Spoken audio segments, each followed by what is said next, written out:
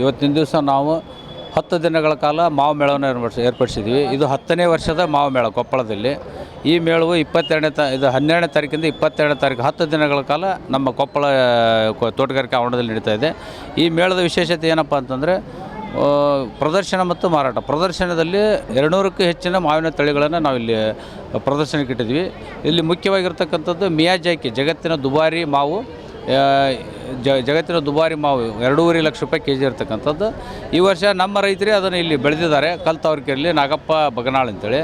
ಈಗ ಅದು ಒಂದು 250 ಗಿಡ ಹಚ್ಚಿದ್ರು. ಈಗ 20ರಿಂದ 30 ಕೆಜಿ ಇದು ಬಂದಿದೆ. ಈಗ ಇದನ್ನು ನಾವು ಇಲ್ಲಿ ಪ್ರದರ್ಶನ ಮತ್ತು ಮಾರಾಟಕ್ಕೆ ಇಟ್ಟಿದ್ದೀವಿ. ಈಗ ಆಲ್ರೆಡಿ 20 ಕೆಜಿ ಬುಕ್ ಆಗಿದೆ. ಈಗ ಮುಂದಿನ ದಿನಗಳಲ್ಲಿ ಅವ್ರಿಗೆ ಯಾವ ರೀತಿ ಬೆಳಿಬೇಕು, ಏನು ಮಾಡಬೇಕು, ಆಮೇಲೆ ಮಾರುಕಟ್ಟೆ ವ್ಯವಸ್ಥೆ ನಾವು ಒದಗಿಸ್ಕೊಡ್ಬೇಕಂತ ವಿಚಾರ ಮಾಡ್ತಾಯಿದ್ವಿ. ಈಗ ಅವರು ಲೋಕಲ್ಲಾಗಿ 2.5ರಿಂದ 3 ಸಾವಿರ ರೂಪಾಯಿ ಕೆಜಿ ಮಾರಾಟ ಆಗಿದೆ. ಸಾಕಷ್ಟು ಗ್ರಾಹಕರು ಅಂತ ಕೇಳ್ತಾ ಇದ್ದಾರೆ. ಆದರೆ ಈಗ ನಮ್ಮ ಕಡೆ ಇರೋದು 20 ಕೆಜಿ ಅಷ್ಟೇ. ಅದೇ ರೀತಿಗೆ ನಮ್ಮಲ್ಲಿ ಮುಖ್ಯವಾಗಿರ್ತಕ್ಕಂಥದ್ದು ಕೊಪ್ಪಳ ಕೇಸರ್ ಮಾವು. ಇದು ಬ್ರ್ಯಾಂಡೆಡ್ ಮಾವು.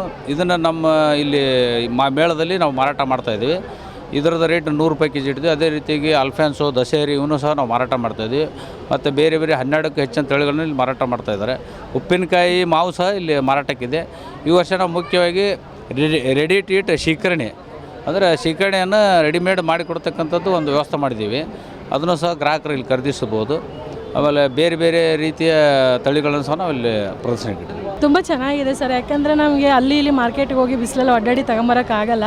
ಇಲ್ಲೆಲ್ಲ ಒಂದೇ ಕಡೆ ಎಲ್ಲ ಥರ ವೆರೈಟಿ ಮಾವು ಸಿಗೋದ್ರಿಂದ ತುಂಬ ಅನುಕೂಲ ಆಗಿದೆ ಸರ್ ನಮಗೆ ಇಲ್ಲಿ ಬಂದು ಮಾರ್ಕೆಟ್ ಮಾಡೋಕ್ಕೆ. ಯಾವ ಮಾವು ಸಿಗುತ್ತೆ ಸರ್? ಇಲ್ಲಿ ನಮಗೆ ದಶೇರಿ ಸಿಗುತ್ತೆ, ಮಲ್ಲಿಕಾ ಸಿಗುತ್ತೆ, ಕೇಸರ್ ಸಿಗುತ್ತೆ. ಆಮೇಲೆ ನಮಗೆ ಪಿಕಲ್ ಮಾಡೋ ವೆರೈಟಿಗಳು ಸಿಗ್ತವೆ. ನಂತರ ಮಿಯಾಜಾಕಿ ಅಂತ ಹೊಸದೊಂದು ಲಾಸ್ಟ್ ಟೈಮ್ ಇದು ಮಾಡಿದ್ರಲ್ಲ, ಅದನ್ನು ಈ ಸರಿ ಮಾರಾಟಕ್ಕೆ ಇಟ್ಟಿದ್ದಾರೆ ಸರ್. ನೋಡ್ಬೇಕು ಸರ್, ತೊಗೊಂಡೋಗ್ಬೇಕು ಸರ್. ಒಂದೇ ಕಡೆ ಸಿಗೋದ್ರಿಂದ ಗ್ರಾಹಕರಿಗೆ ಏನು ಅನಿಸುತ್ತೆ? ಮತ್ತು ರೇಟು ಕಡಿಮೆ ಇರುತ್ತೆ. ಆಮೇಲೆ ಇದು ನ್ಯಾಚುರಲ್ ಅನಿಸುತ್ತೆ. ಏನು? ಹೌದು ಸರ್. ಇಲ್ಲಿ ಇನ್ನೊಂದು ಏನು ಮಾಡಿದ್ದಾರೆ ಅಂದರೆ, ಇವರು ಕೆಮಿಕಲ್ ಯೂಸ್ ಮಾಡಿ ಇದು ಮಾವು ಮಾಗ್ಸೋದಿಲ್ಲ ಸರ್. ಇವರು ನೈಸರ್ಗಿಕವಾಗಿ ಮಾಗ್ಸಿರೋ ಮಾವನ್ನೇ ಮಾರಾಟ ಮಾಡ್ತಿದ್ದಾರೆ. ಅದು ಆರೋಗ್ಯಕ್ಕೂ ಒಳ್ಳೆಯದು. ಆಮೇಲೆ ಒಂದೇ ಕಡೆ ಎಲ್ಲ ಥರ ಸಿಗೋದ್ರಿಂದ ಅಲ್ಲಿ ಹೋಗೋ ಅವಶ್ಯಕತೆ ಇರಲ್ಲ.